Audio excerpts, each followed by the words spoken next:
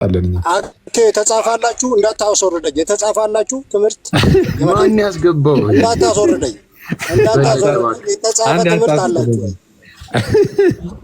ትንሻው አትሳቅ መልስ አትሳቅ እሺ መልስ አይጀግ ነው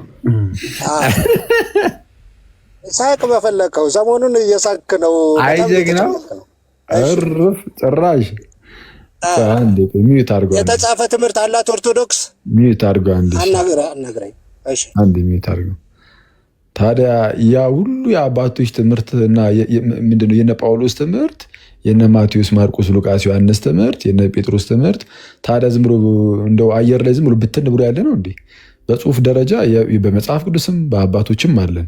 ከዛ ውጭ ደግሞ አሁን ያልኩ ደግሞ መሰረታዊ ኮንፌሽናችን ደግሞ የናይሲኖ ኮንስታንቲኖፖሊታን ክሪዱ ነው።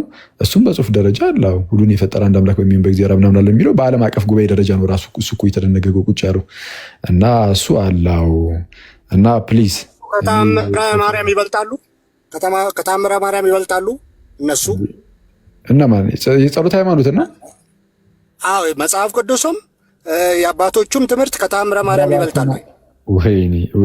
ወይኔ ጭራሽ መጽሐፍ መልስልኝ ይበልጣል አይበልጥም? እሺ ቢል አታፋጠኛ ትላለህ። በጣም አፋጠጥክኝ። ለምን መሰለህ ቲክቶክ ላይ እና ቤተክርስቲያን የምታምነው አንድ ስላልሆነ ነው። እሺ ሚዩት አድርገው አንዴ ሚዩት አድርገውና አንዴ ከገባ ይቀር በሚለው ጭራሹ ለምን ቤተክርስቲያኗ የምታምነውን አያሳየንም? ያሳየንና ትመልስለታለህ። ጥያቄውን በማስረጃ እሺ ቤተክርስቲያኗ አንዷ ከአንዱ ይበልጣል አትልም? ይኸውልህ አንዱ ከአንዱ ይበልጣል። እዚህ አንዴ እባክህን ማስረጃ አውጣና አሳይ። ከዛ አንተ ደግሞ አትጨማለቅ እዲያ ያውጣና ያሳየን። ከዛም ትመልስለታለህ። እንዳትመልስለት አኬ ያለበለዚያ መጽሐፍ ቅዱስና የታምረ ማርያም የሚጻጸረበትን ነው። ቤተክርስቲያኗ አንዱ ከአንዱ ይበልጣል አትልም? አኬ ነው እዚህ ቲክቶክ ላይ እንዳታወራ አውጣና ያሳየን። ቪዲዮ ክፈት እንዳታወራ። አትሽሹ። ቤተክርስቲያኗ ይሄ መጽሐፍ ይበልጣል አላለችም። ቪዲዮ ክፈትና አውጣና አሳየን። ዝም ብሎ መጮህ መንጫጫት ሳይሆን አውጣና እንደዚህ የተባለበት መጽሐፍ ይሄ ነው ብለህ አሳየንና አትፍሩ። ልናገር አሁን አኬው ላይ ስለሚዋሽ ነው። ይሄ ይበልጣል፣ ይሄ መጽሐፍ ይበልጣል። ለምን ቤተክርስቲያኗ አላለችም። አረባከን እስቲ እንደው ተረጋጋ። በቅዱስ ሚካኤል ገና ከጅምሩ እስቲ ተአምረ ማርያም እንደው ሌላውን ተው፣ የቀኑና መጽሐፍ ነው የተባለበትን እስቲ ያሳየን። ተአምረ ማርያም ከአባቶች ትምህርት ያንሳል የሚለውን አሳየኝ። አንተ ቅድም ሃይማኖት አይደለም ስትል ነበር። ወዳጅ አንዴ ስማኝ ፕሊዝ እባክህን። እስቲ ቤተ ክርስቲያን መጽሐፍ ቅዱስን እስትንፋሰ እግዚአብሔር ቀኑናዊያት ምናምን ብላ ዘርዘራ ምናምን ነገር በተለያዩ መጽሐፍቶች ላይ አይተናል። ፍትሐ ነገሥቱን በምኑም ማለት ነው። ተአምረ ማርያምን በዚህ መልኩ ያስቀመጠችበትን አንድ ክፍል ስጠን። ልክ መጽሐፍ ቅዱስ የገለጸችበት ኦኬ የመዳን ማስተማሪያዎች እነዚህ ናቸው ብላ የዘረዘረችበትን አሳየን። ቤተክርስቲያን አፍጥነው አሁን እኔ ምን ብያለሁ? ምንድነው አይበላለጡም? መጽሐፍ ቅዱስና ተአምረ ማርያም አይበላለጡም ብላል አይደለ? አንተ እኮ ነው አሁን የምታበላልጣቸው እኮ። እኔ ልናገር አንዴ ቤሊ ይቅርታ እባክህን አንዴ ፕሊስ ሚዩት አድርግና ቤተክርስቲያናችን መጽሐፍ ቅዱስ ስለ መጽሐፍ ቅዱስ ስትናገር ምንድነው እስትንፋሰ እግዚአብሔር እንደሆኑ ምንድነው የቀኑና መጽሐፍት እንደሆኑ ምናምን በግልጽ አስቀምጣ ተመልክተነዋል። አሁን እንደዛ ባለች አሁን ለመጽሐፍ ቅዱስ እንዲህ ያለችውን የተናገረችውን ቃል ለተአምረ ማርያምና ለሌሎች ገድላት ተአምራትም እንዲህ አይነት ቃል ሰታ የዘረዘረችበትን አሁን ፈጠን ብለህ አሳየን። ካላመጣ ሩጠ ከዚህ ትወጣለህ ማለት ነው። እሺ ላሳይሽ ቤተክርስቲያኒቷ ተአምረ ማርያም ከመጽሐፍ ቅዱስ ቪዲዮ ክፈት። ዳን አስተምሮ አይደለም አትመጣጣርኩኛ ቪዲዮ ክፈት። አንተ ያንተን ወሬ የሚሰማ የለም። ማስረጃ ካለ ቪዲዮ ክፈት። ኧረ አትሽሹ። ቤተክርስቲያኗ የተጻፈለት ምላሱ ላይ ነው እንዴ? በቪዲዮ አታሳይም እንዴ? ቤሊ በቃ ይሄ ነው እንግዲህ እኛ የእናንተን የእምነት መግለጫ እንዴት ነው የምናደርገው? ቪዲዮ ከፍተን ግልጥ አድርገን ይሄው እዚህ ጋር እንዲህ ይላል፣ እዚህ ጋር እንዲህ ይላል፣ እዚህ ጋር እንዲህ ይላል አለን። ጥያቄ ልጠይቅ ወይስ እንትን ማለት ይችላል? እንዴት ነው?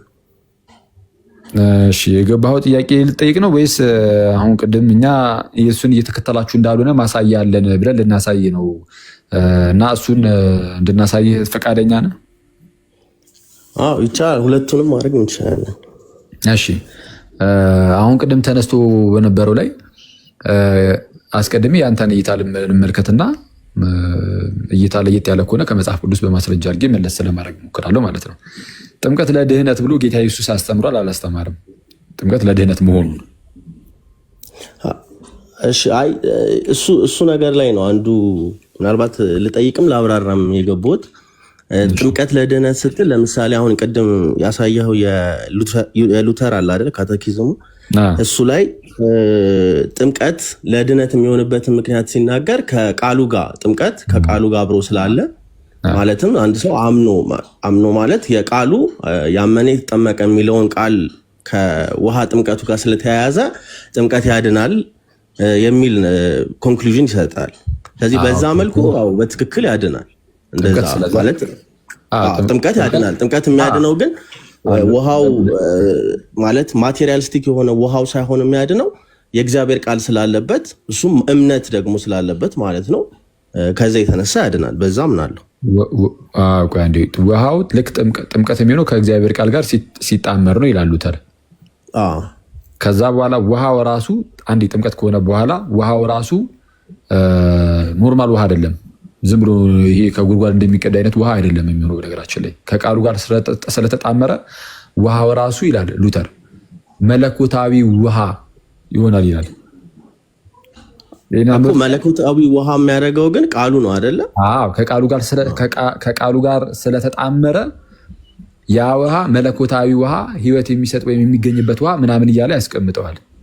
የሚቀድስ አይነት ውሃ ይሆናል ማለት ነው። ከምን አንጻር? ከቃሉ ጋር ስለተጣመረ ገና ከዝም ብሎ ጥምቀት የሚባለውም ለሉተር ይሄ ነው። በቃ ውሃ ብቻማ ከሆነማ ምን እኔ ዝም ብዬ ለምሳሌ አንድ ውሃ የሃይላንዷ መጥቼ ዝም ብዬ ብረጭህ እኮ ተጠመክ ማለት እኮ አይደለም። ስለዛ ግዴታ ነው አሁን ለሉተር። አዎ ስለዚህ ያላመነም ሰው ዝም ብሎ ውሃ ቢጠመቅም ትርጉም አይሰጠውም። አይቻልም። አምኖ ነው የሚጠመቀው። አዎ አምኖ ነው የሚጠመቀው። እሱማ ግልጽ ነው። አሁን የኛ ጥያቄ የኔ ጥያቄ ጌታ ኢየሱስ ጥምቀት ለድህነት ነው ብሎ አስተምሯል አላስተማረም? ጥምቀት ለድህነት መሆኑ እኮ በዚህ መልኩ አስተምሯል። ጥምቀት ለድህነት መሆኑን አስተምሯል። እሺ መካነ ኢየሱስ ጥምቀት ለድህነት መሆኑን አስተምራለች አላስተማረችም? አስተምራለች። እሺ ግለጥ እናሳየን። ሶሪ ይቅርታ፣ መካነ ኢየሱስ አይደለም። ይቅርታ ማን ነው? ኤምኬሲ ኤምኬሲ ማለት ነው። ይቅርታ መካነ ኢየሱስ ያልኩት መስጠት ነው። ኤምኬሲ ጥምቀት ለድህነት ነው ብላ አስተምራለች አላስተማረችም? ኤምኬሲ የምታስተምረው ሰው ከዳነ በኋላ ነው የሚጠመቀው ብላ ነው። ትክክል ነህ። ስለዛ ጥምቀት ለድህነት ብላ አስተምራለች አላስተማረችም? ሰው ከዳነ በኋላ ነው የሚጠመቀው ብላ ነው አላስተማረችም። ጥምቀት ለድህነት ብላ አላስተማረችም። ኢየሱስ ደግሞ ጥምቀት ለድህነት ብሎ አስተምሯል። እሺ አንተ የምትከተለው ስለዛ አሁን ማን ነው? ማን ነው? ኤምኬሲ ናት ትክክል ወይስ ኢየሱስ? እንደሱ ሳይሆን አሁን እኔ እያልኩኝ ያለሁት አሁን የሁለቱ የኤምኬሲ እና የሉተር አንደርስታንዲንግ እንዲሁ ደግሞ አሁን እኔ አሁን የማስበው የሁለቱ ትልቅ ዲፍረንስ አለው ብዬ አላስብም። ለምንድነው የማላስበው? ኤምኬሲም የምታምነው ሰው ከዳነ በኋላ ይጠመቃል ስትል ጥምቀት ፖይንትለስ ነው ወይም ደግሞ ለድነት ፕሪኮንዲሽን አይደለም ማለት ነው እንጂ ወይም ደግሞ ሰው መጠመቅ አለበት ብላ ታስተምራለች። ሲጠመቅ ኢየሱስ ክርስቶስ ለሱ ሞቶ እንደተነሳ ያሳያል ብላ ታስተምራለች። ግን ፕሪኮንዲሽን ነው ብላ አታስተምርም። ኢየሱስስ ኢየሱስ ፕሪኮንዲሽን ነው ብላ ያስተምራል ብዬ አላስብም። ኢየሱስ ጥምቀት ለድህነት ነው ብሎ አስተምሯል አላልከኝም? አሁን እኮ ያስተምራል ማለት ምን ማለት ነው? ፕሪኮንዲሽን ነው የሚለውን ብትይዝልኝ ጥሩ ነው። ለምሳሌ ቅድመ ሁኔታ ማለት ነው። ችግር የለም። ለመዳን ቅድመ ሁኔታ ሰው ለመዳን ምን ማድረግ አለበት ሲባል ማመን መጠመቅ ማለት ነው። ጌታ ኢየሱስ ግን ለምሳሌ there are occasions አንዳንድ ጊዜ ለምሳሌ ሰው ላይጠመቅ ይችላል። ኦኬዥኖቹን ተዋቸው። አሁን ከአዲስ ኪዳን መጽሐፍ በየትኛው ኦኬዥን ካልኩ አናመጣም። ቤተክርስቲያን ከተመሰረተች በኋላ ጌታ ኢየሱስ ጥምቀትን ከሰጠ በኋላ ያለ ጥምቀት ዝም ብሎ እንዲሁ ድኖ በቃ ቀረ ወይ ሞተ ወይ ምናምን የሚባል ነገር የለም። አክቹዋሊ ከሐዲስ ኪዳን መጽሐፍት ውጭ በእኛ ቤተክርስቲያን ውስጥ በታሪክ ውስጥ የምንሰጣቸው ነገሮች አሉ፣ ለሰማዕታት እና ለሌሎችም ማለት ነው። እሱን ለጊዜው ያዝ እናድርገው እና ኤክሰፕሽናል የሆኑ ነገሮች ዶክትሪን ስለማይሆኑ አስተምህሮ ስለማይሆኑ እያልኩኝ ያለሁት ምንድነው ጌታችን ኢየሱስ ጥምቀት ለመዳን ብሎ ካስተማረ ኤምኬሲ ደግሞ ጥምቀት ለመዳን አይደለም ካለች ትክክለኛው የቱ ነው? ኢየሱስ ነው ወይስ ኤምኬሲ? አይ እኔ ያልኩ ያለሁት ግን የሁለቱ ልዩነትን በደም ክላሪፋይ ማድረግ ያስፈልጋል። ኤምኬሲ ጥምቀት ለመዳን አይደለም ስትል ሰው የሚድነው ደህንነትን የሚያገኘው በእምነቱ ነው። ግን እምነቱን ግን ኮንፌስ ያደርጋል ፕላስ መጠመቅ አለበት ብላ ታስተምራለች። ይሄ ማለት ጥምቀት ከደህንነት ጋር ምንም ተያያዥነት አለው ብላ አታስተምርም። ግን ጥምቀት ደህንነት ግን ለማግኘት ግን ሰው ፕሪኮንዲሽን ማለት ነሰሰሪ ኮንዲሽን የሆነው እምነት ነው እንጂ ጥምቀት አይደለም ብላ ነው ግን የምታስተምረው። ትክክል። አሁን እሱንማ ተስማማን እኮ ኤምኬሲ። አሁን እንዳልከው ጥምቀት ከድህነት ጋር አይገናኝም፣ ለድህነት አይደለም። ግን ያው መጠመቅ አለበት፣ ግን ለድህነት ግን አይደለም ብላ ታስተምራለች። ለድህነት ዋናው ነገር እምነት ነው ብላ ነው የምታስተምረው አልከኝ። ጌታ ኢየሱስ ደግሞ ለድህነት ጥምቀት ያስፈልጋል ወይም ደግሞ ጥምቀትም ለመዳን ነው ብሎ ያስተምራል። አሁን እየጠየቅኩ ያለሁት ቀላል ነው። ጌታ ኢየሱስ ትክክል ወይስ መሰረተ ክርስቶስ? እሺ፣ አይ ምናልባት ማስተካከል ካለ ማስተካከለው ኢየሱስ ተቃራኒ እኮ ነው እያወሩ ያሉት እኮ። አይ እንደሱ አይደለም ብዬ ተቃራኒ እያወሩ ለምንድን ነው መካነ ኢየሱስን ከኢየሱስ ጋር እኩል አድርጋት ሁለቱም አይሳሳት ያደረካቸው? ኢየሱስ አይሳሳትም። እንደሱ ሳይሆን አሁን ባልከው መሰረት ለምሳሌ ጌታ ኢየሱስ ካልተጠመቅ ማለት ሰው አምኖ ሳይጠመቅ ቢቀር አይድንም ብሎ ጌታ ኢየሱስ አያስተምርም። እሺ ጌታ ቆይ ሳይጠመቅ ቢቀር አይድንም ብሎ አያስተምርም። እሺ እንደዛ ብሎ ማስተምሯል። እውነቱን ለመናገር አሳየኝ። ዮሐንስ ወንጌል ምዕራፍ 3 ቁጥር 5 ላይ እውነት እውነት እልሃለሁ ሰው ከውሃ እና ከመንፈስ ካልተወለደ በቀር ወደ እግዚአብሔር መንግሥት ሊገባ አይችልም። ያው ነሰሰሪ ኮንዲሽን ነው እና እዚህ እናወጣልሃለን። ጃቤዝ እዚህ እናወጣልሃለን። ፖዛ አቱን ይኸው እዚህ ጋር መጽሐፍ ቅዱስ እየተገለጠልህ ነው። እሺ ያው አለው ተመለስኩሽ። እሺ ወንድሜ ጌታችን ኢየሱስ በዮሐንስ ወንጌል ምዕራፍ 3 ቁጥር 3 ላይ ለኒቆዲሞስ እንዲህ ይሏል፣ እውነት እውነት እልሃለሁ ሰው ዳግመኛ ካልተወለደ በቀር የእግዚአብሔርን መንግሥት ሊያይ አይችልም አለ። ከዛ በኋላ ኒቆዲሞስ የመሰለው ሁለተኛ ጊዜ ከእናቱ ማህፀን መወለድን መሰለው። እንግዲህ ዳግመኛ ካልተወለደ ስላለው ጌታ ኢየሱስ ከእናት ማህፀን የመወለድ አይነት ከማህፀን የመወለድ ነገር ነው መስሎ ይታየው። ምክንያቱም እሱ የሚያውቀው በሰዓቱ የመጣለት ጭንቅላቱ የመጣለት መወለድ በቃ እሱ ራሱ የተወለደበትን መንገድ ስለሆነ ማለት ነው። እና ሰው ከሸመገለ በኋላ ተመልሶ ወደ እናቱ ማህፀን ሊገባ ይችላልና ብሎ ጠይቀው። ከዛን ድጋሚ ሁለተኛ ጊዜም ከማህፀን ሊወለድ ነው ወይ ነው ጥያቄው። ጌታ ኢየሱስ ግን አብራራለት። አሁን የክርስቶስን ማብራሪያ ስማ። ክርስቶስ ሲያብራራ ምን አለ? እውነት እውነት እልሃለሁ አማን አማን እብለከ፣ ባለፈው ያልኳችሁ ማለት ነው። አንቺ እሷ አትቆይም። አይ ጀግና አይ ጀግና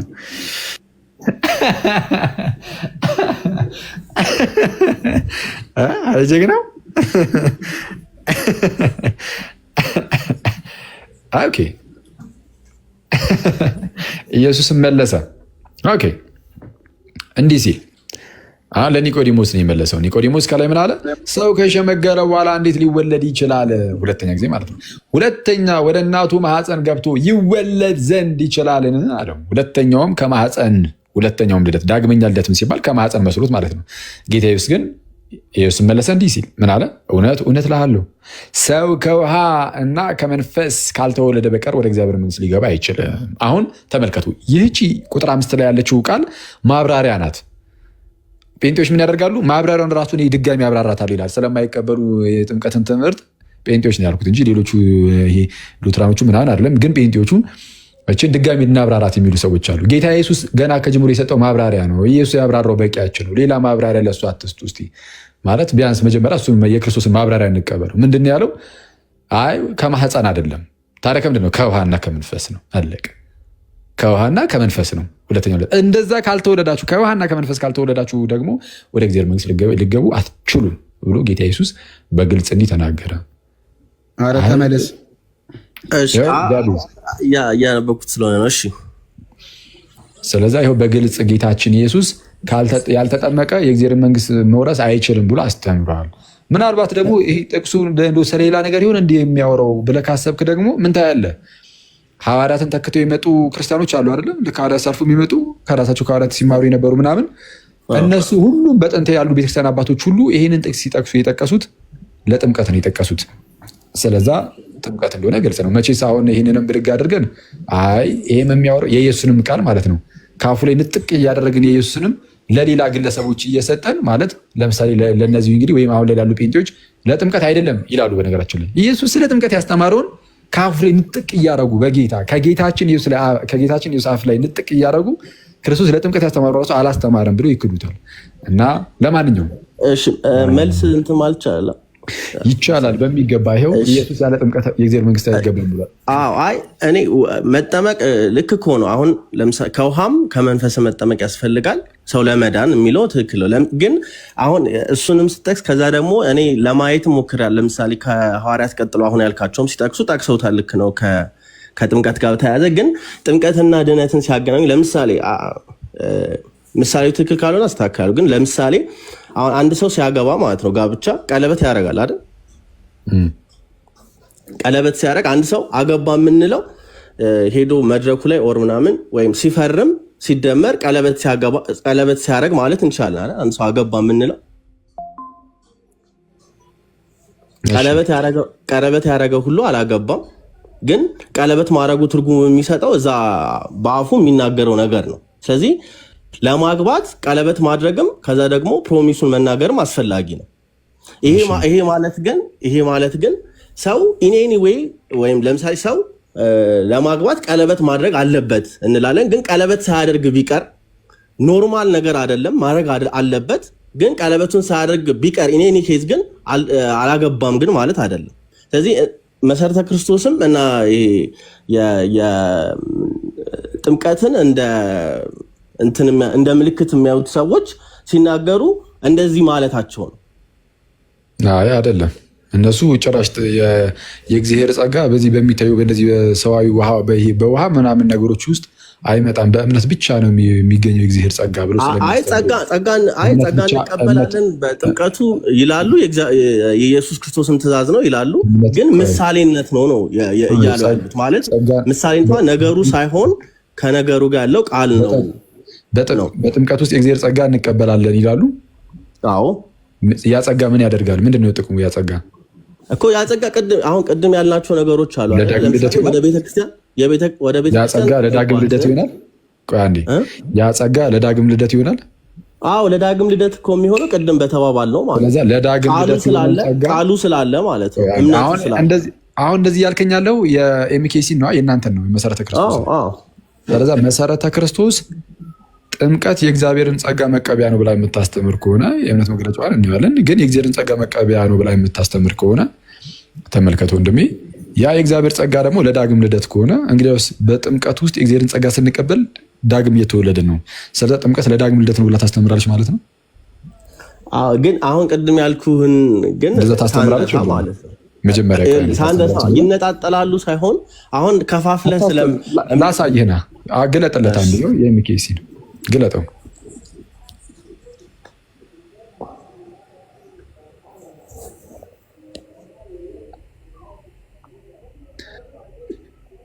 ጥምቀት አንድ ሰው ከኃጢአቱ ንስሐ ገብቶ ኢየሱስ ክርስቶስን በእምነት እንደ ግል አዳኙና ጌታው አድርጎ በመቀበል ድነትን ካገኘ በኋላ ሚኒንግ እዚህ ጋር በቃ ድነትን አገኘ ማለት ቦርን አጌን አድርጓል ማለት ነው። መቼስ ዳግም ሳይወለድ ድኗል የሚባል ነገር የለም። ከዳነ ምናምን በኋላ ከክርስቶስ ጋር ህብረት ማድረጉን ኦልሬዲ አድርጓል ራሱ። ከላይ ግን ሞትና ትንሣኤ እሱን እያነበብኩኝ እኮ ነው።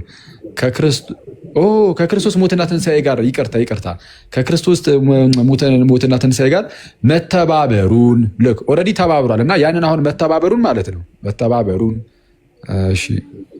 ጌታን ሊከተል መወሰኑን እና ከቅዱሳን ጋራ ህብረት ማድረጉን ይህን ሁሉ ነገር ያደረገው አስቀድሞ በእምነት ነው። እንግዲህ ይህን ሁሉ ነገር ያደረገው ማድረጉን በሚታይ መልኩ ለመግለጽ አሁን ጥምቀት የሚታየው የሚመጣው የቱ ጋር ነው? አስቀድሞ እነዚህ ነገሮች ሁሉ ከክርስቶስ ጋር መተባበር ምናምን በእምነት ሁሉ ነገር ፈጽሟል። አሁን ይህንን ደግሞ በሚታይ መልኩ ለመግለጽ ያህል ደግሞ ምን ያደርጋል? በአብ በወልድና በመንፈስ ቅዱስ ስም በውሃ ውስጥ በማጥለቅ የሚከናወን የቤተ ክርስቲያን አባልነትንም የሚያስገኝ ቅዱስ ስርዓት መሆኑን ታምናለች። ሚኒንግ ያ ሰውዬ ሲጠመቅ ለምሳሌ እናንተ ጋር ከሆነ የተጠመቀው የመሰረተ ክርስቶስ አባል ነው፣ በቃ እኛ ጋር ስለተጠመቀ ይባላል። ስለዚህ የመሰረተ ክርስቶስ ብቻ ሳይሆን ግን ቤተክርስቲያን የሚለው አጠቃላይ የቅዱሳን ህብረት ውስጥ ይገባል ማለት ነው። ቆይ እሺ አንዴ የዳነ ሰው ከቤተክርስቲያን ውጭ ሆኖ ሊቆይ ይችላል እስኪጠመቅ ድረስ ኦኮ ኦፊሻል ልክ እንደዚህ እንደሚለው ማለት ነው። ኦፊሻል አይደል? አሁን ቅድም ያልኩህ ምሳሌ አለ። ወደ ቤተክርስቲያን መግባቱን ይገልጻል ነው ሐሳብ። ኦፊሻል ያደርጋል ማለት ነው። ለሰዎች በሚታይ መልኩ ይገልጻል። ይህንን መጽሐፍ ቅዱስ አያውቁም። አሁን እኮ ችግሩ ውስጥ ለዚህ አሁን የመጽሐፍ ቅዱስ ማስረጃ አለ። አንድ ጥቅስ አንድ ብቻ ምኑን ለማሳየት ነው? ለምሳሌ ጥምቀት አሁን ይሄ ቀደም የተጠቀሱት ለሰዎች ለመግለጽ ያህል ነው። ምንትን ማለታችን ከክርስቶስ ጋር መተባበራችንን ለመግለጽ ያህል ነው የምንጠመቀው። ምንድነው የውጫዊ በሆነ መልኩ ወይም ደግሞ በሚታይ መልኩ ሞቱና ትንሣኤውን ለመተባበራችንን ለማሳየት ነው ምናምን የሚለውን እሱን ከመጽሐፍ ቅዱስ ጥቅስ አይ ቅድም እዛው እንትኑ ላይ እዚሁ እንትኑ እምነት መግለጫው ላይ የተጠቀሱ ክፍሎች አሉ አይደለ? ከስር እነሱ ክፍሎች አሁን የሚነግሩ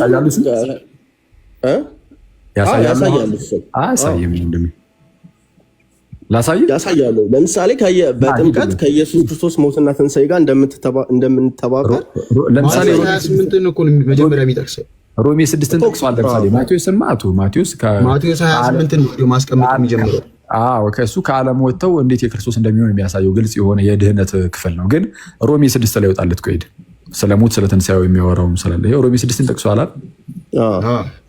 በቃ ሂድለት።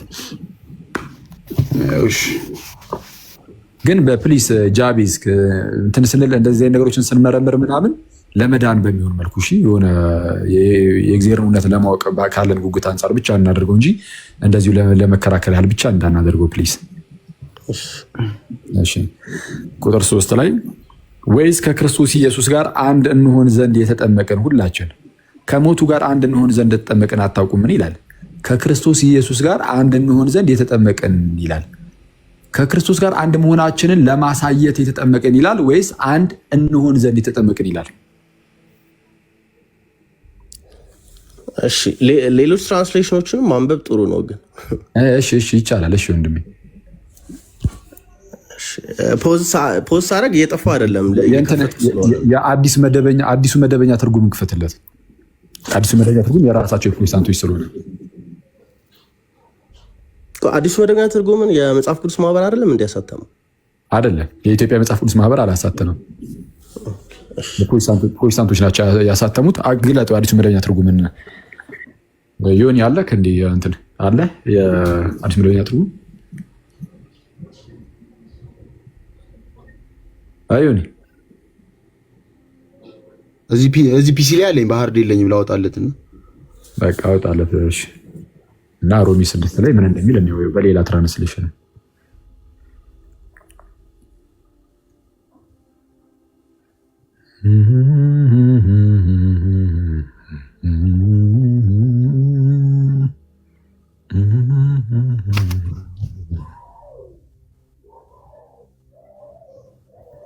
ኢየሱስ አይዘግ ነው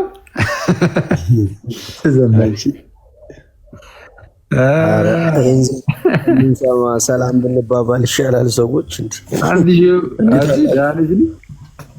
እንዴት ነው? ሁሉ ሰላም? እንዴት ዋላችሁ? ይመስገን አምላክ አለን። ክብሩ ይስፋ። አሜን አሜን። ባሩኪ ወይ ከቤ ጋር እኮ ደውዬ አይጀግ ነው። እሺ ምን አለ? ምን ነው ቀራችሁብኝ? አታርፍም? በቃ የት ሆነ ነው? ደውልልኛ ከቤት ልወጣ ነው። በቃ ፒሳይ ደውልላት። ፒሳይ ስል ሲሳይ ትዝ አለኝ። ኧረ ሲስና በመቤት አንተ ፍትህ ትበል። እዚህ ችግር የለውም ና ሲሱ ልሳበው ሳበው። እዚህ እንደ ምንድን ነው ጎረቤትም አትሄድ ይባላል እንዴ? ና እስኪ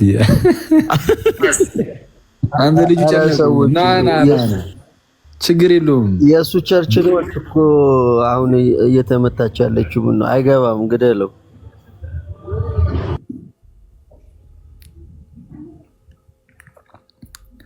ሲስና ማውጫው እኮ እምቢ አለኝ። በእናትህ እኔ እንትን ልበል ወይ እንዴ? መሳቢያውን አጠፋው። ትችላለህ ሲስ እንዴ? በጣም ነው እንደ ፈራው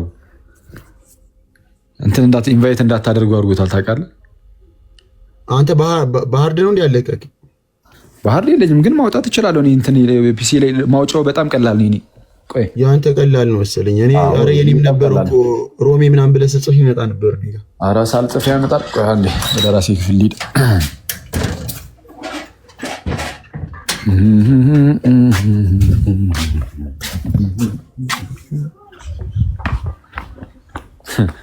ወደ ራሴ ክፍል ልሂድ ብዬ ከቆየሁኝ እዛው ቤት ውስጥ አይደለም የምሄደው። እሺ ወጥቼ የሰርቪስ ነገር አለ፣ ወደዛ ነው። አይጀግና እውነትም አይጀግና። ኦኬ እሺ ምን ነበር ስሙ? ኒው ስታንዳርድ ምናምን ነገር ያው ኒው ስታንዳርድ አማሪክ ባይብል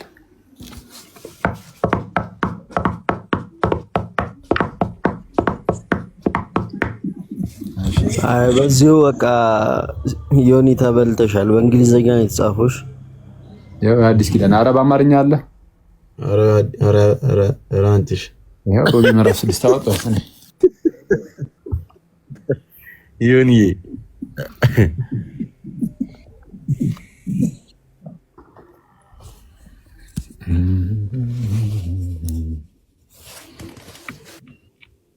በቃ የፈጠነ እንጨርስና እንትን በላ የት አለ? ኦኬ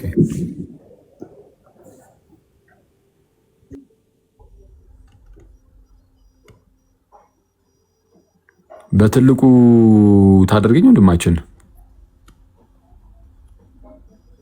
ያው ትልቁ ላይ ነህ።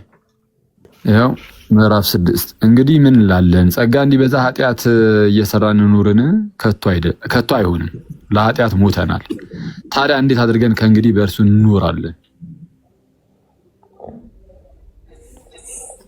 ይለና እሺ ይሰማል። አሁን ስልክ ቢሉ እሺ እንግዲህ በእርሱ እሺ ታዲያ እንዴት አድርገን እንግዲህ በእርሱ እንኖራለን ይለና ከክርስቶስ ኢየሱስ ጋር አንድ እንድንሆን የተጠመቅን ይላል። እሺ እንሆን ዘንድ የምትለች እሺ ከክርስቶስ ኢየሱስ ጋር አንድ እንድንሆን የተጠመቅን ይላል። ይታያል ጃቤዝክ? አዎ እዚህ ጋር ከክርስቶስ ኢየሱስ ጋር አንድ መሆናችንን ለማሳየት ይላል ወይስ አንድ ለመሆን ይላል?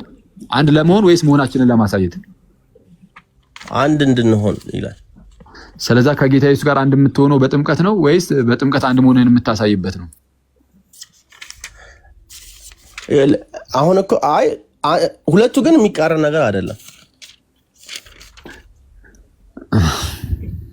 እንዴት ነው የሚቃረን ያሉ ነው? አንተ ምንድነው ከጌታ ጋር አንድ መሆንህን ለማሳየት ከሆነ ያ የምታደርገው ነገር ውስጥ አንድ እየሆንክበት አይደለም፣ እያሳየህበት ነው። በቃ ሌላው ሰው እያሳየ ነው። ኦልሬዲ አስቀድመ በእምነት አንዱኛለሁ ነው የምትለው። ጳውሎስ አይደለም ይላል። ጳውሎስ ግን አንድ የምትሆነው በጥምቀት ነው እያለ ነው። ለምሳሌ ቅድም ያልኩ ምሳሌ ማለት ነው። ለምሳሌ አንድ ሰው እኔ ያገባሁት ቀለበት ያረኩ ቀን ነው ብል ስተት አይሆንም። አረ ወንድሜ ከቀለበቱ እንውጣና ጳውሎስ ያሉን ዝም ብለን እንቀበል እኮ። አይደለም ይህንን እኮ እየነገርኩ ያለሁት እኮ እንደ ምሳሌ ነው። ምሳሌ እያልኩ ያለሁት እኔ ከክርስቶስ ጋር አንድ ሆንኩት በጥምቀት ነው ማለቴና ከዛ ከክርስቶስ ጋር አንድ መሆን እኔን ያሳየሁበት ጥምቀት ነው ማለቱ ሁለቱ አይጋጭም ነው። ምንን እስቲ ኩስ ቆይ አንዴ ከክርስቶስ ጋር አንድ መሆንን ያሳየበት ጥምቀት ስትል ኦልሬዲ አንድ ሆነሃል ማለት ነው። አስቀድመ ከጌታ ጋር ግን አሁን አንተ ግን ምን እየወራ ወንድሜ አንዴ ጃቤዝ ጥምቀት ከጌታ ጋር አንድ መሆኔን የማሳይበት ነው ስትል፣ ስለዚህ ከጥምቀት በፊት ኦልሬዲ ከጌታ ጋር አንድ ሆናል አልሆንክም እኮሽ ላስረዳው። ችግር የለም። እኔ እያልኩኝ ያለሁት ከክርስቶስ ጋር አሁን እምነትንና ጥምቀትን ለሁለት ከከፈልከው፣ አሁን እኔ እነ ጳውሎስም የሐዋርያትም ከዛ ደግሞ ከዛ ላይ የመጡትም እምነትና ጥምቀትን ሰንጥቀው አይደለም የሚያዩት ነው። ለምሳሌ ኢሚዲየትሊ የሚመጣ ነገር ነው እምነትና ጥምቀት። አሁን የሚኬሲ መግለጫ ላይ በእምነት ከዳነ በኋላ ይጠመቃል ለማሳየት ስትል ነጠላ ነው ሳነጥል ነው? እሱን ለማለት አሁን እምነትና አሁን ኖርማሊ የኤምኬሲ ውስጥ ሰው አምኗል ድኗል የሚባለው ማለት ድኗል ተብሎ ኦፊሼት የሚደረገው ሲጠመቅ ነው። ስለዚህ ቤተክርስቲያን አባል አይሆንም። ኦፊሼት መደረግ አለመደረግ አይደለም እያወራን ያለ ነው። አሁን ድህነቱን ግን ያገኘው ከጥምቀቱ ቀድሞ ነው አይደለም እኮ እሱን ያሉበት ምክንያት እኮ እየነገርኩህ። እነሱ ድነት ይገኛል በእምነት ነው ሰው የሚድነው ነው። ግን ኦፊሼት የሚደረገውን አይደለም የኔ ጥያቄ ጃቤዝ። ከጥምቀቱ በፊት ሰውየው ይድናል አይድንም? ከጥምቀት በፊት ሳይጠመቅ በፊት ይድናል። እንደዛ ነው የሚለው እኮ። ስለዛ ጥምቀቱ መዳኑን የሚያሳይበት ነው አይደለም? ጥምቀት መዳኑን የሚያሳይበት ነው። እሺ ጳውሎስ ደግሞ ከጌታ ጋር አንድ ለመሆን ነው የምንጠመቀው አለ ወይስ መሆናችንን ለማሳየት ነው አለ? ለመሆናችን ለማሳየት አይልም ክፍሉ አይልም። እሺ እንደዚህ መሆናችንን ለማሳየት ነው የሚል በመጽሐፍ ቅዱስ ላይ አንድ ጥቅስ አለ? ለማሳየት ነው የሚለውን እኮ አሁን ኦፊሼት ማድረግ ምናምን የሚለው እንደዛ አይነት ጥያቄም ስላልነበራቸው እንደሱ አይነት ኢሹ አልነበረም። ስለዚህ እንደዛ ልልህ አልችልም። ስለዛ መጽሐፍ ቅዱስ ላይ እንዲህ አይነት ነገር ከሌለ ኬታ መጣችሁ እናንተ? አይደል? ግን መጽሐፍ ቅዱስ ላይ ግን ሰው በእምነት ብቻ እንደሚድን ግን ይናገራል። በማመኑ ብቻ እንደሚድን ማለት ነው። በእምነት ብቻ ሲል ጥምቀትን ያገለለ አይደለም። ችግሩ ስራን ያገለለ ነው። ስራን ብቻ አይደለም። ኤኒ ፕሪኮንዲሽንን የሚያስወግድ ነው። አይደለም። ልክ ለምሳሌ ኤፌሶን ምዕራፍ 2 ቁጥር 8 ላይ እንዳለው ምንድነው ጸጋው በእምነት አድኗቸዋል ይህም ከእናንተ አይደለም ብሎ የሚናገረው ክፍል ላይ ምን ብሎ ነው የሚናገረው? ከስራ አይደለም ነው የሚለው። ጥምቀት ደግሞ የሰው ስራ አይደለም። ስራ ማለት ግን ኤኒ ወርክስ ማለት ነው። ጥምቀት የሰው ስራ ነው፣ እግዚአብሔር ስራ። አሁን የዚህ ዘመን የዚህ ጊዜ ጥያቄ ነው ጥምቀት ለእምነት ፕሪኮንዲሽን ነው አይደለም የሚለው። እነሱ ጋር እንደዛ አይነት ጥያቄ አልነበረም። ጥያቄ የነበረው ለምሳሌ አስጨርሰኛ። ለምሳሌ መገረዝ ነበር አንዱ። መገረዝ ፕሪኮንዲሽን ነው አይደለም? ኦር ህግን መጠበቅ ፕሪኮንዲሽን ነው አይደለም? ሁሉንም ፕሪኮንዲሽን አስወግዶ በእምነት ብቻ ይዳላል አይደለም? እስቲ ጥምቀትን ያገለለ እምነት ብቻ የሚል አሳየን። ጥምቀትን ያገለለ እምነት ብቻ የሚል እኮ ይሄ እንደዚህ አይነት ጥያቄም እኮ አልነበራችሁም ብያለሁ።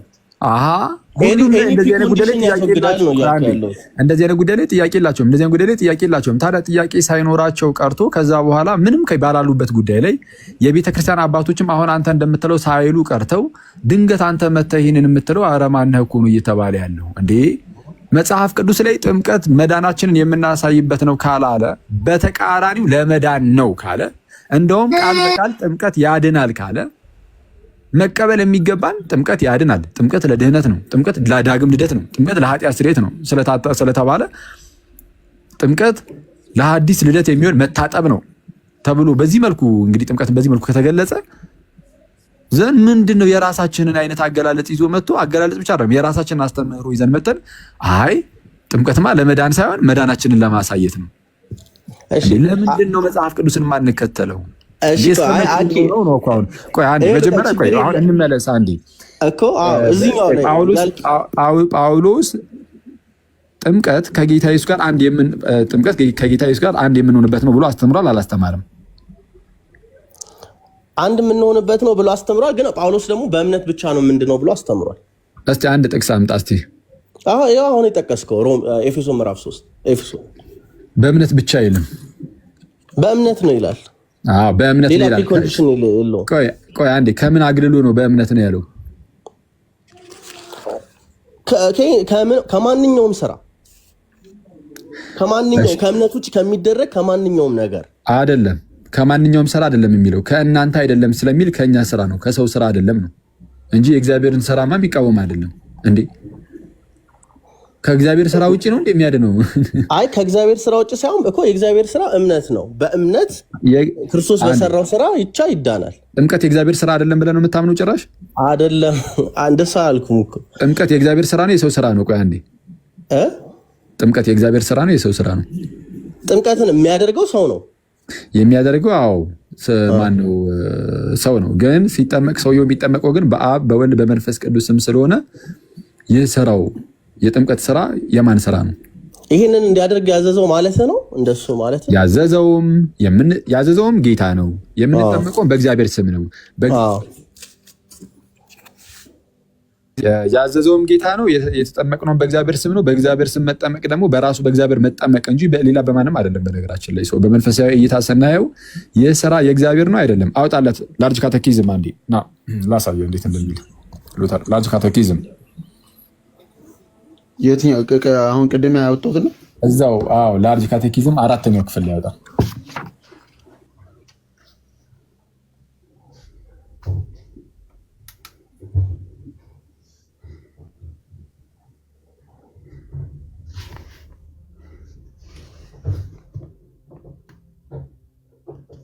ይታያል። ይቅርታ ሚዩት ነኝ። ቁጥር 10 አካባቢ ሂድ።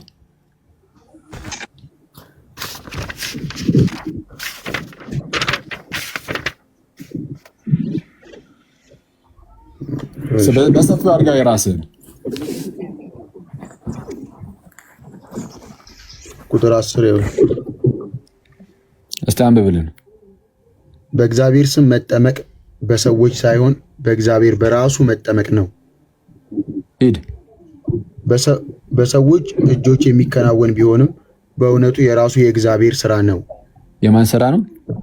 የእግዚአብሔር ስራ ነው። እሺ ጥምቀት የእግዚአብሔር ስራ ነው አይደለም? ጃቤዝ አዎ የእግዚአብሔር ስራ ነው ቅድም ባልኩ። ስለዚህ ስለ እምነት ጳውሎስ ሲናገር የተለያዩ ክፍሎች ላይ እምነት ብቻ ያለ ሲመስል ጥምቀትን ያገለለ አይደለም። እምነት ብቻ አይልም ቃል በቃል ግን እንደዛ የሚመስል ነገርን ሲናገር የኛን ስራ ያገለለ ከኛ አይደለም። ኢቭን መገረዝንም ሊያገል ይችላል። በመገረዝ ወይም በእኛ ስራ ምናምን ነው፣ በፍጹም አይደለም። ይህ የእግዚአብሔር ስራ ነው። ኃጢአተኛው ማለት ነው ያንኑ ኃጢአቱን እንደተሸከመ ወደ ውሃ ውስጥ ይገባል፣ ወደ ጥምቀት ውስጥ ማለት ነው። ወደ ጥምቀት ውስጥ ይገባና ሲወጣ ነፃ ሆኖ ይወጣል። አለቀ። አሁን በማን ነው? አሁን በራሱ ስራ ነው አይደለም። ይህ የማን ስራ ነው? የእግዚአብሔር ስራ። የእግዚአብሔር ስራ በኃጢአተኞች ላይ ተገለጠ፣ ተገለጠ የእግዚአብሔር ጸጋ። ስለዚህ ኃጢአተኞችን ሁሉ የሚያድን የእግዚአብሔር ጸጋ ተገልጧል ተባለ። ስለዚህ ሰውየው ወደ ጥምቀት ውስጥ ገብቶ በእምነት የእግዚአብሔርን ጸጋ በመቀበል በዛ በጥምቀት ውስጥ ማለት ነው ዳግመኛ ተወልዶ ይወጣል። ይሄ በቃ ይሄ ነው የክርስትና ትምህርት። አሁን እኔ የምጠይቅህን ፕሊስ መልስልኝ ጃቤዝ፣ እንድንግባባ ማለት ነው። ሰው ከጌታ ኢየሱስ ጋር አንድ የሚሆነው በጥምቀት ነው ብሎ ጳውሎስ አስተምሯል አላስተማረም? አስተምሯል። ከጌታ ኢየሱስ ጋር አንድ ሳትሆን መዳን ትችላለህ? አትችልም። እሺ አሁን ተመልከቱ ጋይስ፣ ሁለት ፕሬሚስ ልስጣችሁ። ልጻፈው እዚህ ጋርና ላሳያችሁ። ሁለት ፕሬሚሶች እስቲ ዲዳክቲቭ አርጊመንት ልስራላችሁ። እሺ ለኔም ግን እድል ትሰጠኛለህ ለመጠየቅ?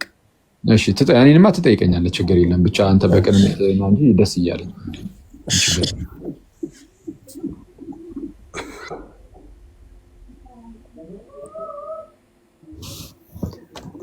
እሺ ምን ነበረ? ኦኬ አንደኛ ፈርስት ፕሮሚስ ሰው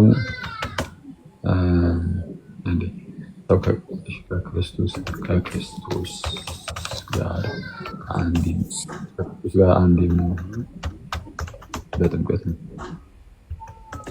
እሷን ግን ፕሪሚስ ጽፍ ማለት ነው አኪ ሰው በክርስቶስ አንድ የሚሆነው በጥምቀት ነው የሚለው ብቻ ሳይሆን ሰው ከክርስቶስ ጋር አንድ የሚሆነው በማመን በመጠመቅ ነው የሚል ለምን አትጨምርበት? እንጨምራለን። ያው ሮሜ 6 ላይ እምነትን ስላልጻፈው ለዛ ነው ጽፏላ። ግን ምክንያቱም ሮሜ ምዕራፍ 1 እና 5 አላ ከ1 እስከ 5 እምነትንም እኛ አሁን እዚህ ጋር እምነት የሚለው እዚህ ጥቅሱ ላይ ባይኖርም ግን ሐሳቡ ላይ ግን እምነት የሚል አለ ብለን የምናምነው። ስለዚህ እምነት የሚል ይኖረው አለ ችግር የለም ይኖራል። እምነትን በውስጠ ታዋቂነት ያዙ ይኖራል። ያለ እምነት ስለ ጥምቀት አናወራም ጭራሽ እዚህ ወሬያችን ላይ። ግን እኮ ነሰሰሪ ስለሆነ ብጽፉ ጥሩ ነው። ችግር የለውም። ክርስቶስ ጋር አንድ የምንሆነው በጥምቀት ነው። እሺ ሰው ከክርስቶስ አንድ ሳንሆን መዳን አንችልም።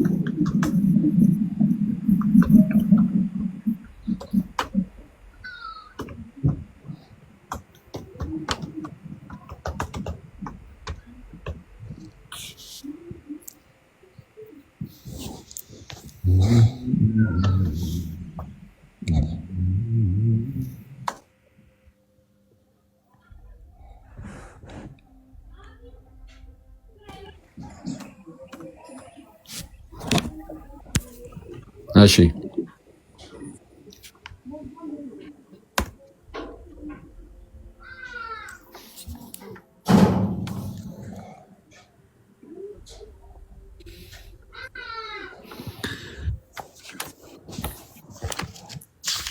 ምን ይላል? ፈርስት ፕሮሚስ ቆይ አንዴ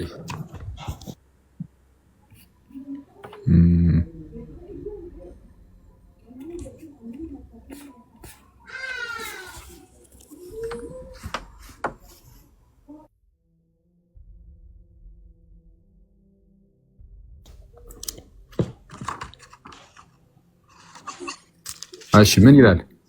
ፈርስት ፕሮሚስ ከክርስቶስ ጋር አንድ ሳንሆን መዳን አንችልም። ይሄ እዚህ ጋር ላይ ያስማማናል አይደል? ግን እምነት ብትለውን ብትጨምርልኝ አሜን እልሃለሁ። ችግር የለም። እምነት የሚለውን የሚያዘው አብረ አሁን ግን ለምን ብትጨምረው ችግር ከሌለ ነው የምትጨምረው። እምነት ለመዳን ነው አይደለም። ዝም ብሎ በእምነት ውስጥ እንዳንደበቅ ነው።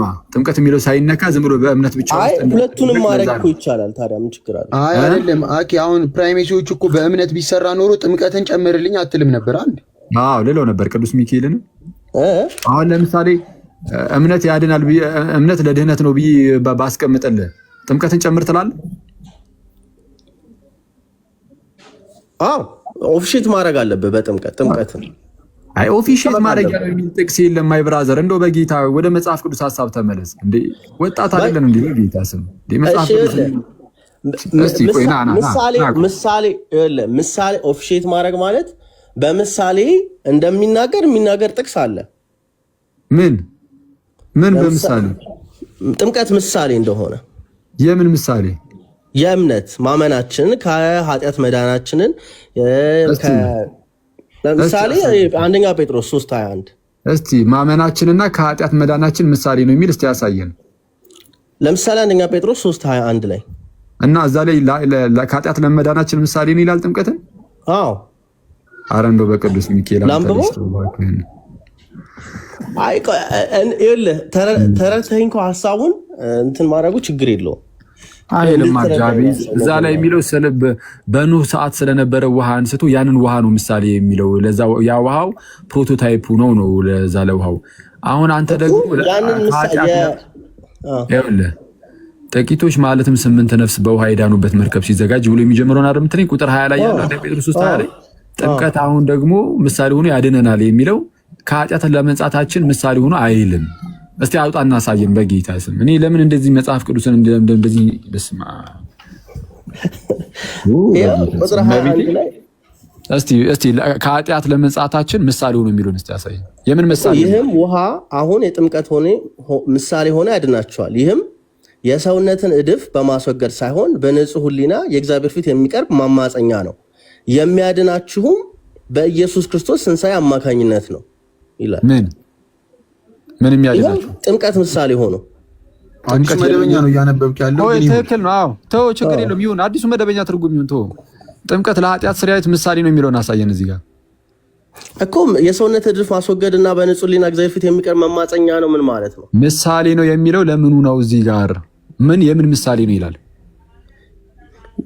ይኸው ይህም ውሃ አሁን የጥምቀት ምሳሌ። እሺ ጭራሽ እዚህ ላይ ደግሞ ምሳሌ የተባለው ውሃው ነው። እሺ የትኛው ውሃ ነው ምሳሌ የተባለው? ይኸው የኖህ መርከብ ጊዜ ያኔ በውሃ እንትን ሲሉ ከነበሩት ከላይ ላይ የሚናገረው። ስለዛ በኖህ ሰዓት የነበረው ውሃ ነው አይደል አሁን ምሳሌ እየተባለ ያለው? አዎ እና የጥምቀት ምሳሌ ሆኖ ማለት ያኛው የኖህ ጊዜ ያሁኑ የጥምቀት ምሳሌ ነው አይደል? አዎ አሁን አይተዋል። ምሳሌው ያኔ በኖህ ሰዓት የነበረው ውሃ አሁን ላለው ጥምቀት ምሳሌ ነው ተባለ አልከኝ። መጀመሪያ ደግሞ ያልከኝ አይ ጥምቀት ምሳሌ ነው የተባለው እዚህ ጋር የኃጢአት ስርየት ለማግኘታችን ምሳሌ እንደዛ ተብሎ ነው የተቀመጠው አልከ። ና አይ አርጊውመንት እንደዛ ነገር የለም በጌታ ስም። እኔ ለምንድን መጽሐፍ ቅዱስ እንደምትክዱትም ግራ ነው የሚገባኝ ክርስቶስን። ና እንደዚሁ ጋር መጀመሪያ ላሳየ የጻፍኩትን ጽፌ እንደዚሁ ሳላሳያችሁ ከምቀር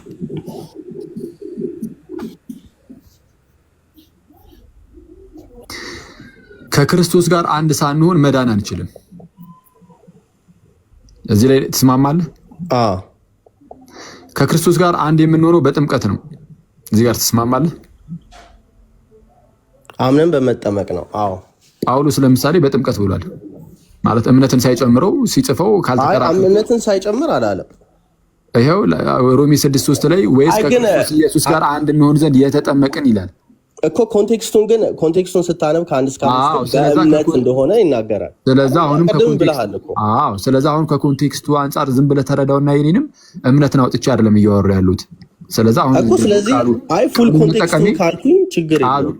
ችግር የለም። እሺ ከክርስቶስ ጋር አንድ ሳንሆን መዳን አንችልም። ከክርስቶስ ጋር አንድ የምንሆነው ደግሞ በጥምቀት ነው። አሁን ተመልከቱ፣ ሁለቱ ላይ ተስማምተናል። ከክርስቶስ ጋር አንድ ሳንሆን መዳን አይቻልም። እየሰማችሁ ነው ጋይዝ? ከጌታ ኢየሱስ ጋር አንድ ሳንሆን መዳን አንችልም። ከጌታ ጋር አንድ የምንሆነው ደግሞ በጥምቀት ነው። ስለዚህ ያለ ጥምቀት መዳን አንችልም ማለት ነው። ኮንክሉዥኑ ቫሊድ ነው። ኮንክሉዥኑ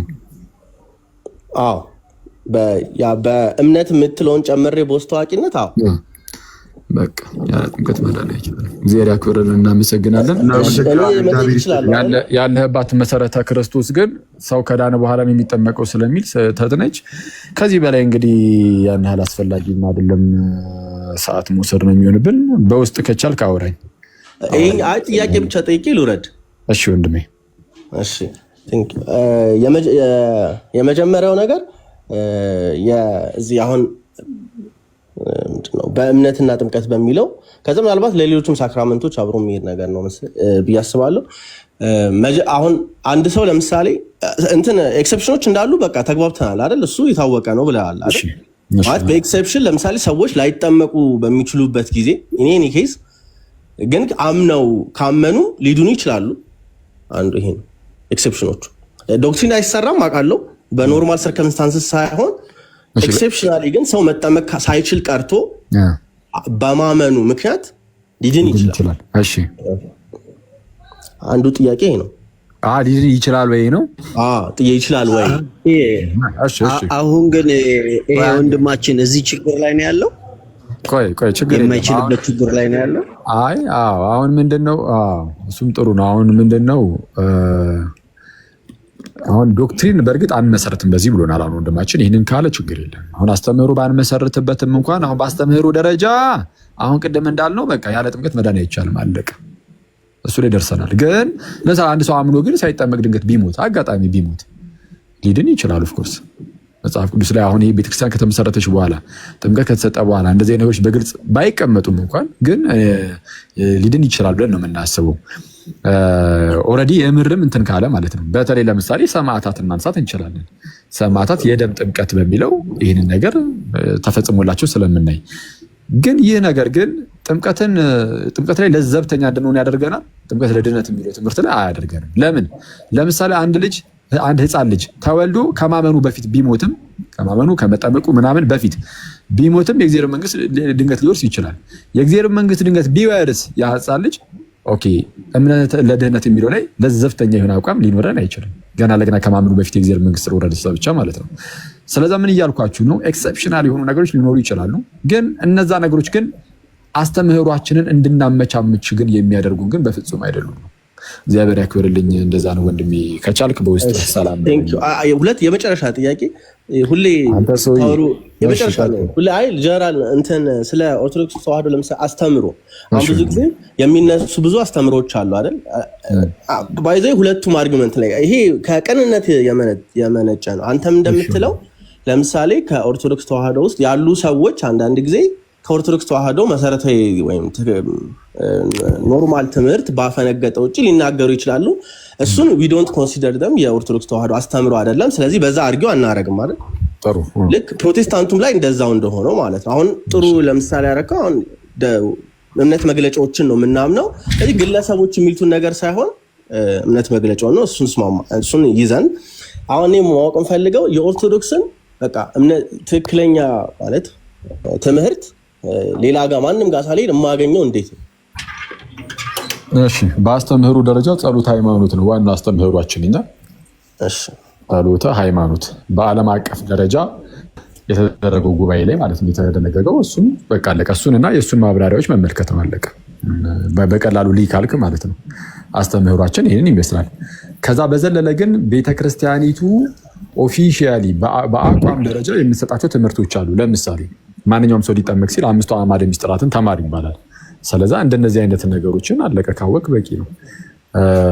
ከዛ ውጪ ግን እኛ የኦርቶዶክስ አስተምህሮን እንዴት ካልን ዝም ብለን የሆነ አንድ ግለሰብ ምናምን አይደለም የምንጠቁመው። በዋናነት እኛ የምንጠቁመው መጽሐፍ ቅዱስና የጥንት ቤተክርስቲያን አባቶችን። ስለዚህ ከየትኛው መምህር መስማት ትችላለህ፣ ከእኔም መስማት ትችላለህ መምህር ካልሆንኩት።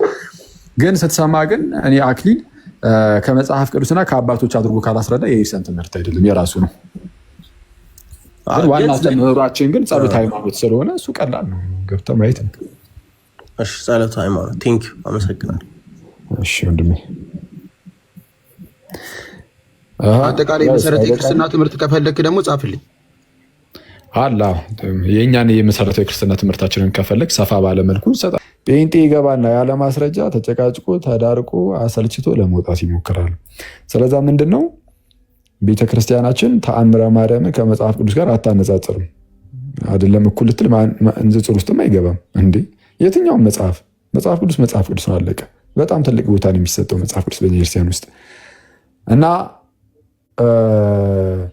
ምንድነው ከአስተምህሮ ምናምን አንጻር እንየው ካልን የአባቶች ትምህርት የላቀ ነው። ከተአምረ ማርያም የላቀ ነው፣ ብልጫ አለው። በአስተምህሮ ደረጃ እንይ ካልን ማለት ነው። በአስተምህሮ ደረጃ እንየው ካልን ለአስተምህሮ ከመሆኑ አንጻር ማለት ነው። እና መጽሐፍቱ ለምን አገልግሎት መጡ የሚለውን ማወቅ መረዳት ይጠይቃል። እና ምንድነው ትልቁ ቁም ነገር ትልቁም ነገር ትምህርታችን ላይ በደንብ ፎከስ አድርገን ደግሞ እንቀጥል። የተለያዩ በጣም የሚሰጡ ትምህርቶች የሚስጥራት የድህነት ትምህርት በጣም በሚገባ በደንብ ሊሰጥ ይገባል። መላልሶ ሊሰጥ ይገባል። በጣም በርካታ ፕሮቴስታንት ወንድም እህቶቻችን የጌታችንን ትምህርት ሳይሆን የሰዎችን ትምህርት እየተከተሉ እየጠፉ ነው። ጋይስ የሰውን ትምህርት መከተል ያጠፋል። አሁን ቅድም እንደሰማችሁት ለምሳሌ የኤምኬሲ የእምነት መግለጫዋ ሲነበብ ምንድነው ጥምቀት መዳናችንን የምናሳይበት ነው፣ ከክርስቶስ ጋር ሞተን መነሳታችንን የምናሳይበት ነው አሉ። አሁን እንደዛ የሚል የለም፣ ግን የጳውሎስን ጠቅሰው ነው እንደዛ የሚሉት። ለራሳቸው አጣመሙ አላጣመሙ። ስለዛ ጴጥሮስ ምን ይላል? እስቲ አንዴ የጴጥሮስን ክፈት አንዴ ቆይ ላስነብባችሁ፣ እነሱን እንጨርስ። ጴጥሮስ በመልእክቱ ምን እንዳለ ስለ እንደነዚህ አይነት ሰዎች አንደኛ ጴጥሮስ ነው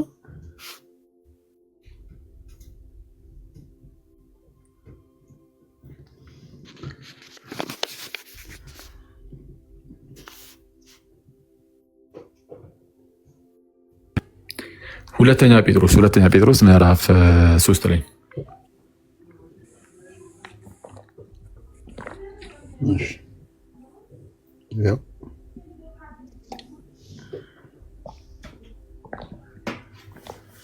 ቁጥር 10 ከፍ አድርጎ ራስን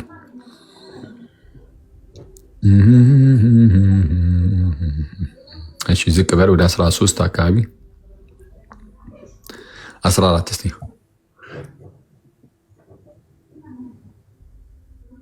እሺ 15 እሺ ቁጥር 15 ላይ የጌታችንም ትዕግስት መዳናችሁ እንደሆነ ቁጠሩ።